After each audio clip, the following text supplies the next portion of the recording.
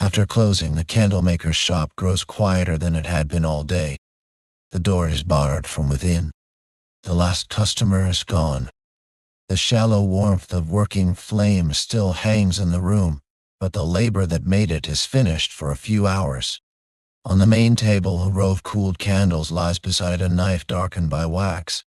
A length of wick cord rests in a loose curve, no longer being measured, only waiting for the next hand that will take it up in the morning. The shop is small enough that every object seems to know the others. A pot for melted tallow sits near the hearth, not over the strongest heat now, only above a bed of red coals that keep the last softness in the wax caught around its lip. Beside it stand two wooden molds, open and drying. Their inner surfaces hold a pale, cloudy sheen where the day's work passed through them again and again. Nothing here asks to be admired. Everything asks only to be used well, cooled in order, and found again without confusion. This is one of the calmer forms of medieval work. Candles were necessary, but the making of them did not need noise once the important tasks were done. The dipping had ended. The cutting had ended. The trimming of spent wick ends had ended. Now the room holds only what remains after practice has moved through it. Warmth in the boards, wax along the edge of the table, a faint animal heaviness from tallow, and the simple piece of tools left where they belong.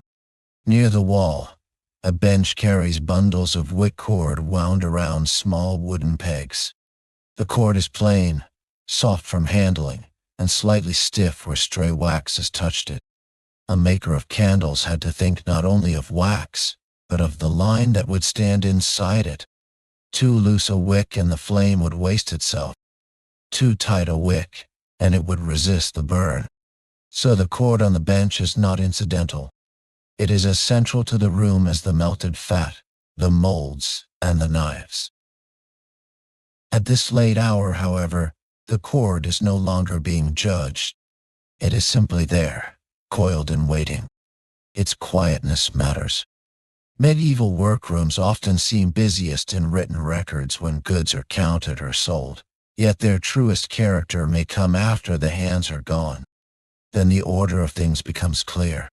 Then one sees whether the room was arranged by haste or by memory. Here, memory rules. The pegs keep the cord from tangling. The bench keeps the bundles off the floor.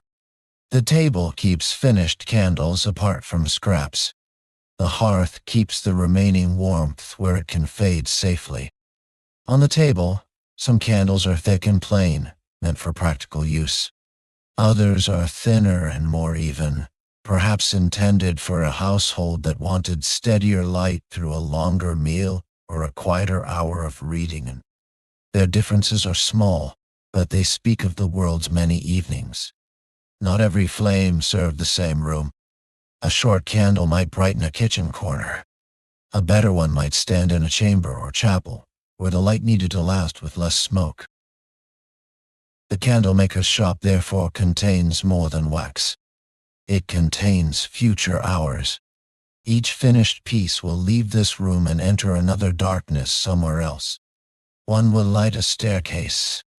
Another will hang from a sconce in a hall. Another may stand beside a bed where someone wakes briefly in the cold.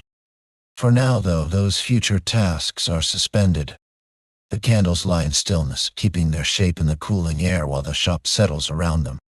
Under the table stands a bucket of water, used not for drama but for caution, washing, and small corrections. Its surface has gone dark. A ladle leans against its rim, and the wood of its handle shines where wet fingers have held it often. Near the bucket are little hardened drops of wax on the floor, each no larger than a bean. They were not worth scraping away before rest. They will wait until morning, when a shoe heel or a knife edge can loosen them from the stone. The floor itself is worn smooth in narrow paths. One path runs from hearth to table, another from table to bench, another to the shelf where finished candles are laid in order. These are not grand routes, only repeated ones, but repetition has its own authority. In many medieval shops, the shape of labor was visible in the ground long after a day had ended. A room that served one trade grew its own map, not on parchment, but in boards, stone, stains, and polished edges. The shelf of finished candles is fixed high enough to keep them from careless elbows and warm enough to avoid the chill damp of the floor. The maker has spaced them with practical restraint. None leans into the next. None sits so close to the wall that its side might flatten while still soft. Such attention may look ordinary, yet it protects the whole purpose of the trade. A bent candle is not merely awkward. It burns poorly, drips wastefully, and tells the buyer that the room where it was made lacked patience. Patience is everywhere here. It is in the way the molds have been opened and set to dry. It is in the way wick cord has been rolled instead of left trailing loose. It is in the way the knife has been wiped across a rag before being laid down. It is even in the quiet fire, banked low, not left to leap high against an empty room. Work after closing is still work of a kind. Someone must decide how the room should sleep if the morning is to begin without friction. The smell of tallow lingers longest around the hearth. To a later nose it might seem heavy, but in a shop like this, it would have been a familiar sign of useful matter becoming useful shape. Tallow was not refined into sweetness. It retained the memory of the animal and asked the maker to keep heat, mold, and wick in careful agreements, so that the final candle would serve without offending. Beeswax, when present, would bring a gentler scent, but plain household need was often answered by more humble materials. Perhaps there is a small wrapped piece of beeswax on the upper shelf, kept apart from the day's common work. It would not dominate the room.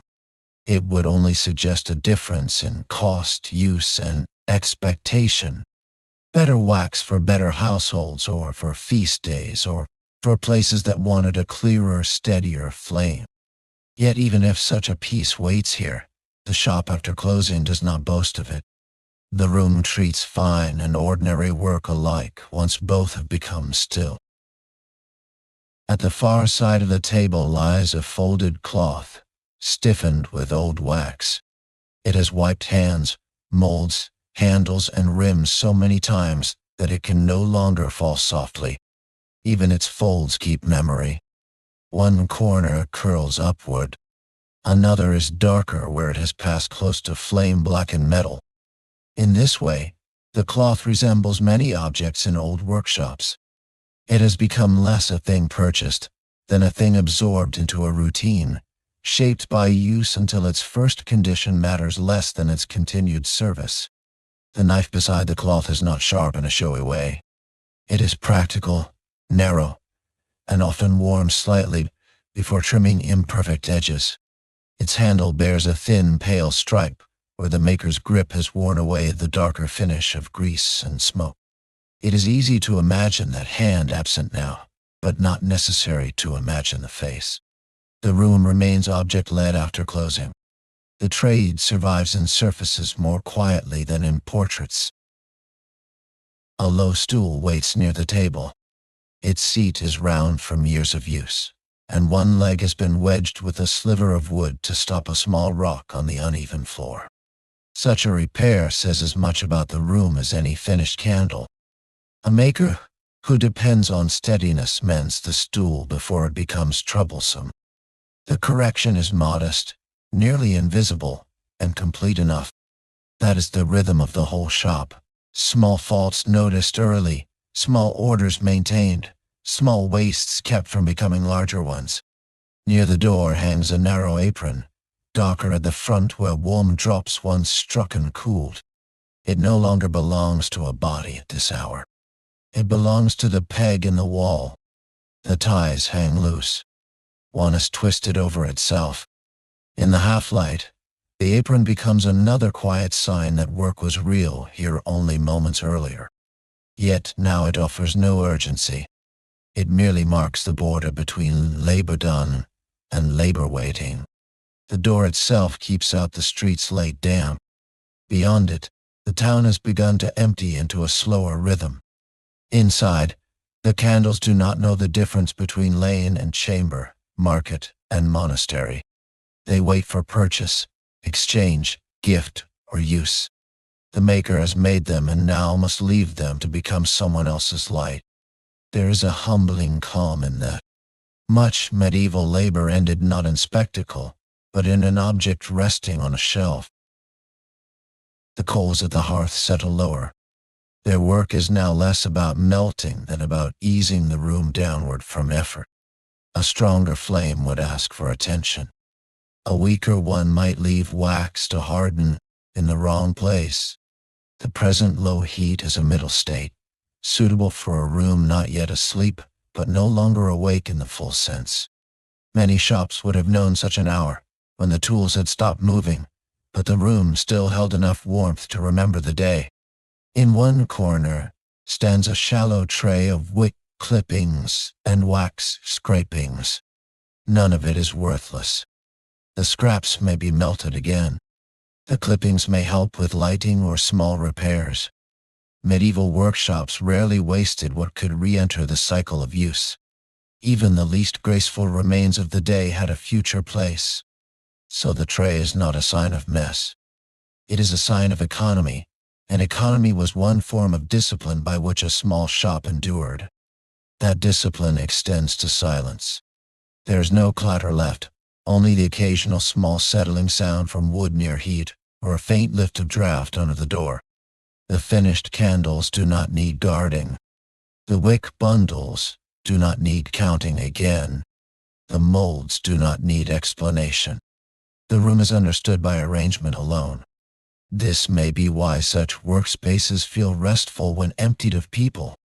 Their logic becomes visible and no longer competes with movement. A narrow glaze of cooled wax along the pot's handle catches the last glow from the coals. It shines only enough to be seen, not enough to call the eye. The same is true of the shelf edge, the knife spine, the bucket rim, and the damp patch near the hearthstone. After closing, the room's small lights are subdued and practical. Nothing flashes. Nothing dazzles. The shop has already spent its brighter effort during work, and now keeps only what is necessary to come down gently from it. This gentle descent suits the trade. Candles belong to darkness without belonging to fear. They are made to answer dimness, not to conquer the whole night. So a candle maker's room after closing does not need to look triumphant. It only needs to look ready, economical, and calm. In such a room, tomorrow's labor begins long before the maker returns, because order has been preserved and waste has been held in check. Along the inner wall, a narrow shelf holds several dip tapers laid apart on strips of board, so that their sides cannot touch while the last softness leaves them. The spacing is almost invisible at first glance, yet it shows the discipline of someone who knows that cooling is also part of making. A candle can be ruined after the flame is gone if it leans before it hardens fully, so the shelf does not merely store. It protects the end of a process that is still finishing quietly. There is also a small box of broken pieces sorted by thickness. The thicker scraps will be melted sooner, because they yield more easily to the pot and return to use with less handling. The finer bits are kept separate so they do not tangle around wick fragments or ash. Even in these remains, order persists. A candle maker who sorts scraps at night saves time in the morning, and time saved in the morning often feels larger than time saved at noon. Near the hearthstone, a stick used for stirring rests across 2 bricks to keep its waxed end from touching the floor. The detail is modest, but it keeps dirt from entering the next batch and spares the maker from cleaning before the first heat rises again. Medieval shops depended on such small anticipations. The next day was not prepared by a speech or a plan laid on parchment. It was prepared by placing each object where tomorrow's hand would not have to hesitate. If a draft moves under the door, it finds the hanging apron first, then crosses the bench, then fades against the banked warmth near the coals. The room answers the draft with a low shifting scent of wax, wood, smoke and damp wool from the street beyond. None of these smells overpowers the others. Together they make a practical atmosphere, a record of a trade that joined fire to patience and raw matter to measured repetition. Outside, the town may still carry a few remaining lights, but inside the shop, the finished candles remain unlit. That distinction matters. The room is not displaying what it can do. It is guarding what has been made. The candles do not need to prove their brightness while they rest on the shelf. Their usefulness belongs to another hour and another room.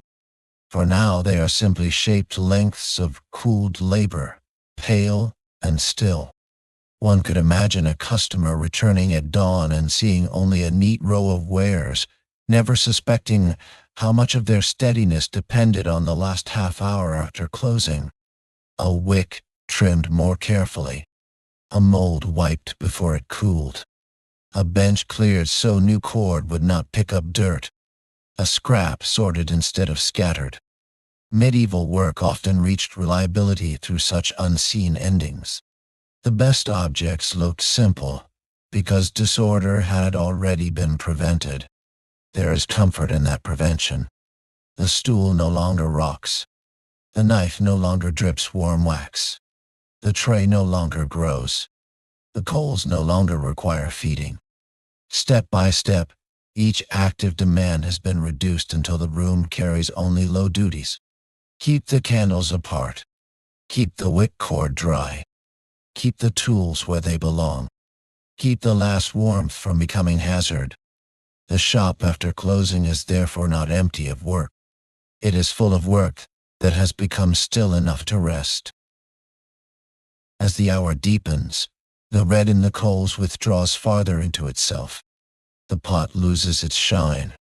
The wax clouding along the table edge turns dull. The finished candles become less distinct except where the shelf catches a final line of reflected warmth.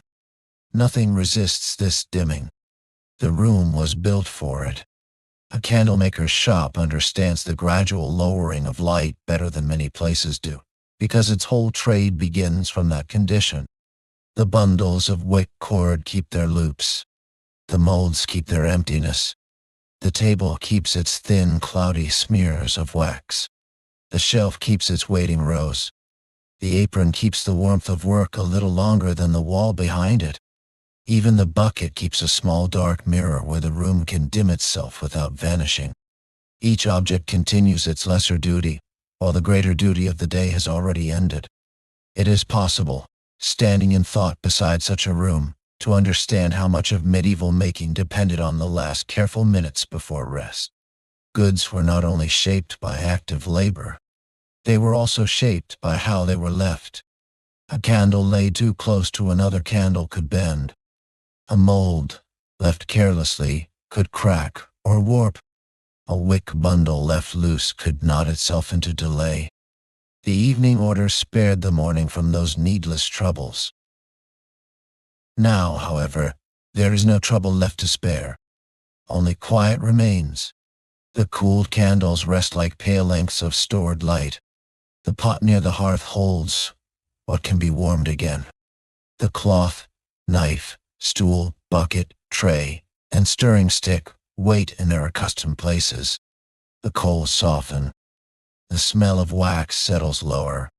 The room asks for nothing dramatic from the night. It asks only to keep its order until the first hand opens the door again. When that hand returns, the shop will wake by degrees. The bar will lift.